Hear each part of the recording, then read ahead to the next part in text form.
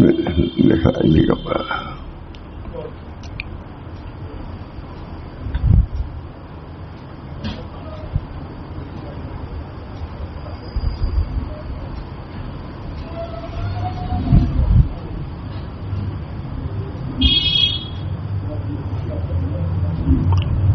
تھوڑا سا تو ایک حدیث سنا دیتا ہوں.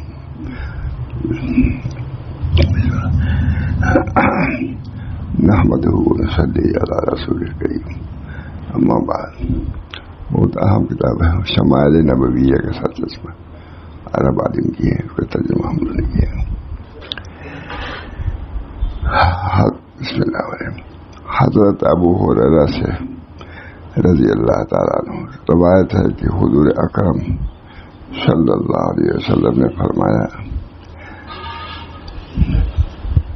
اللہ تعالیٰ جس شخص کی اس عضو کے شر سے حفاظت کریں جو اس کے جبڑوں کے بیچ ہے، اور اس عضو کے شر سے جو ٹانگوں کے بیچ میں ہے، تو وہ داخل جنت ہوگا. سمجھ گئے ہوں گے آپ؟ نہیں، ان دونوں عضووں کی حفاظت کرے، شریعت کے مطابق اس کو رکھے، اللہ تعالیٰ جنت میں ٹھکانہ دے گا. اللہ ہم سب لوگوں کی توفیق دے. حضور اکرم صلی اللہ علیہ وسلم نے اس بات کی ضرورت پر خصوصی تنبیہ فرمائی ہے کہ انسان اپنے آپ کا محاسبہ کرتا رہے. حضرت نے ہم لوگوں کو بلایا، سب میں تھے، سبھی بڑے لوگ، ڈاکٹر صاحب کہ تم لوگ کیوں ترقی نہیں کر رہے ہو بتا دوں. حضرت نے شاہ رسول اللہ صاحب ہم لوگ تھے ہی، جو بڑے لوگ تھے سب کیا تم لوگ جو ترقی نہیں ہو رہی میں بتلا دوں، تم لوگ محاسبہ نہیں کرتے. کبھی حضرت محاسبہ میں نام بھی نہیں لیا تھا، لیکن سمجھے کہ اس میں کمی ہو رہی ہے. تم لوگ اپنے اعمال کا محاسبہ نہیں کرتے ہو، اس وجہ سے اب آگے نہیں بڑھ رہے ہو. سب کے لیے مفید ہے کہ نہیں؟ اور یہ بات مجھ کو یاد ہے بہت اچھی. میں بتلا دوں کیوں نہیں ترقی کر رہے ہو.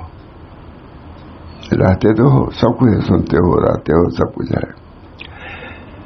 تم لوگ اپنے اعمال کا محاسبہ کہ دن میں کیا کیا، یہ بھی محاسبہ.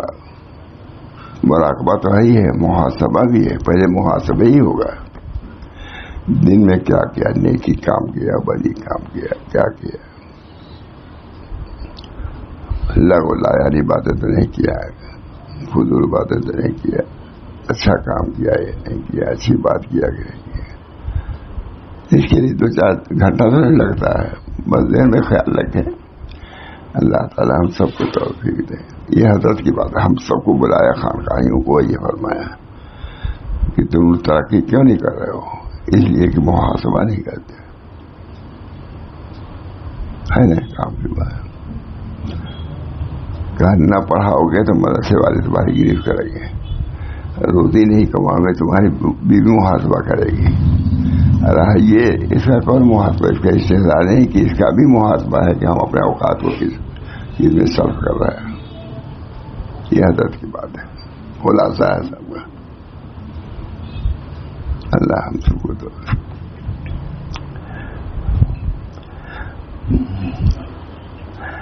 حضور اکرم صلی اللہ علیہ وسلم نے اس بات کی ضرورت پر خصوصی تنبیہ فرمائی ہے کہ انسان اپنے آپ کا محاسبہ کرتا رہے. مجھ کو یاد ہے ہم سب خانقاہیوں کو بلایا رفے کی اس وقت ہم لوگ جانتے بھی نہیں تھے زیادہ محاسبہ، اپنے اعمال کا محاسبہ ضروری ہے. کیوں نہیں ترقی کر رہے یہ فرمایا. سب لوگ بڑے بڑے، سب ہم لوگ چھوٹے تھے، بڑے لوگ. آپ نے اس لیے ترقی نہیں کر رہے ہیں کہ اپنے نفوس اپنے اعمال کا محاسبہ نہیں کرتے. سوچتے وقت محاسبہ کرو، کیا اچھا کام کیا، کیا برا کیا، اچھے کام کی طرح اور بڑھو، مقام رہے. بس سمجھ گئے نا.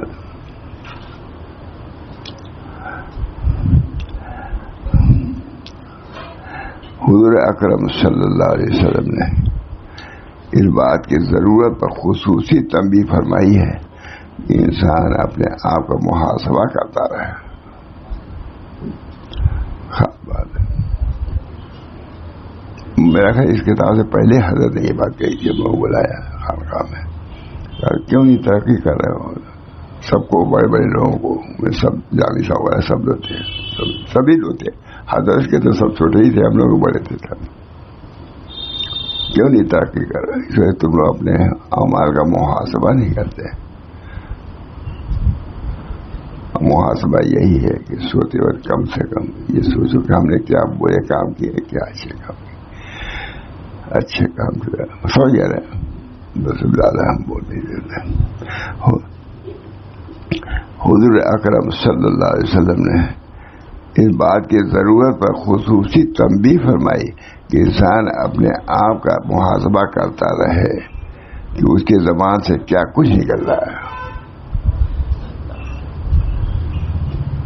ہمارے زبان کس نے ہلاکت زبان ہے, بہت زبان پر گری. بمبئی میں آنکھ زبان دو حفاظت کرو پا جاؤ گے.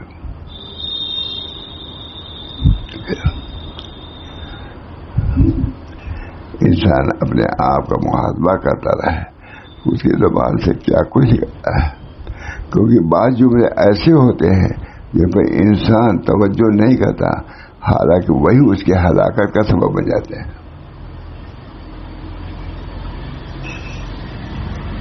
چنانچہ صحیح بخاری و مسلم کی روایت ہے کہ حضرت ابو ہریرہ رضی اللہ تعالیٰ عنہ نے حضور اکرم صلی اللہ علیہ وسلم کو ارشاد فرماتے ہوئے سنا, بندہ ایک لفظ بغیر سوچے سمجھے بول دیتا ہے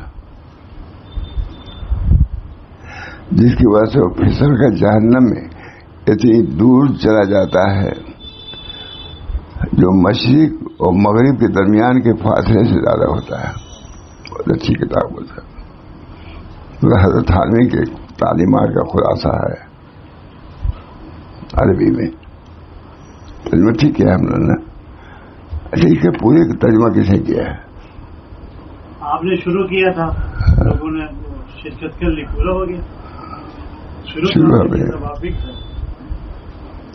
ہے. اچھی کتاب ہے. بندہ ایک لفظ بغیر سوچے سمجھے بول دیتا ہے جس کی وجہ سے وہ پھسل کر جہنم میں اتنی دور چلا جاتا ہے جو مشرق و مغرب کے درمیان کے فاصلے سے زیادہ ہوتا ہے. حدیث فائدہ میں نے لکھ دیا فائدہ. زبان کی حفاظت کی ضرورت پر یہ بہت ہی اہم حدیث ہے. ٹھیک فائدہ. اسی وجہ سے زبان پر کنٹرول رکھنا بڑی فضیلت کی چیز ہے جس کی ہر ممکن کوشش کرنی چاہیے, جس کی ہر ممکن کوشش کرنی چاہیے. وباللہ توفیق. حضور اکرم صلی اللہ علیہ وسلم نے فرمایا, جو شخص اللہ اور یوم آخرت پر ایمان رکھتا ہے اسے چاہیے کہ خیر کی بات کہے یا خاموش ہے. بہت زبردست کتاب ہے. مطلب موتانی کی طرف ہے کتاب, زیادہ علماء وغیرہ ہے اسی انداز کے مختصر یہ تو سب کھنگال کے رکھ دیا سامنے. عرب آدمی جو ایسی کتاب حضرت پڑھتے تھے کہا دیکھو وہی بات جو یہاں کہی جاتی یہ لوگ نہیں عمدہ طریقے سے کر رہے ہیں, ضرور کہتے تھے. عربوں کتاب مصریوں کتاب ضرور پڑھتے تھے. وہ لوگ بھی بہت عمدہ باتیں لکھتے ہیں اصلاح اخلاق پر.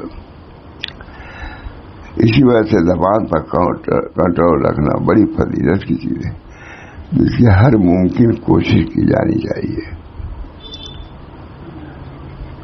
جو شخص اللہ اور یوم آخرت پر ایمان رکھتا ہو اسے چاہیے کہ خیر کی بات کہے یا خاموش ہے. حضرت عقبہ بن عامر سے روایت ہے کہ میں نے عرض کیا اللہ کے رسول نجات کی کیا صورت ہوگی؟ اب بھی تو سننے سنانے کی بات ہے کہ نہیں ہے؟ اب ان باتوں کو سنانے کا کوئی دوسرا نبی نہیں آئے گا، جو کہہ گئے ہیں وہی ہے اصل. دوسرا نبی آئے گا تو اسی کی ترجمانی کرے گا، حضور صلی اللہ علیہ وسلم.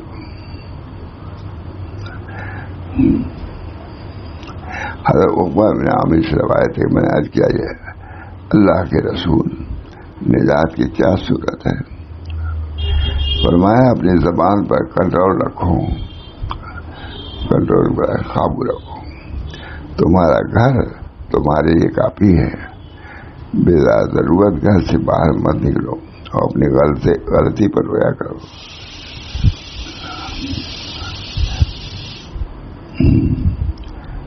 میں نے فائدے تو لکھ دیا. فائدہ بہت ہی قیمتی نصیحت ہے جو لایا عمل بنانے کے لائق ہے.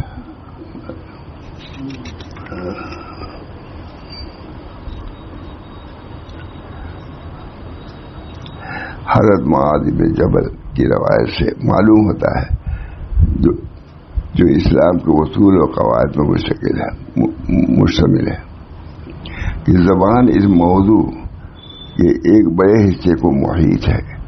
اسے زبان کے حفاظت کے تعلق سے حضور صلی اللہ علیہ وسلم کی غیر معمولی دلچسپی کا بھی اندازہ ہوتا ہے کہ زبان کی طرف کتنی توجہ تھی اس کی حفاظت کی.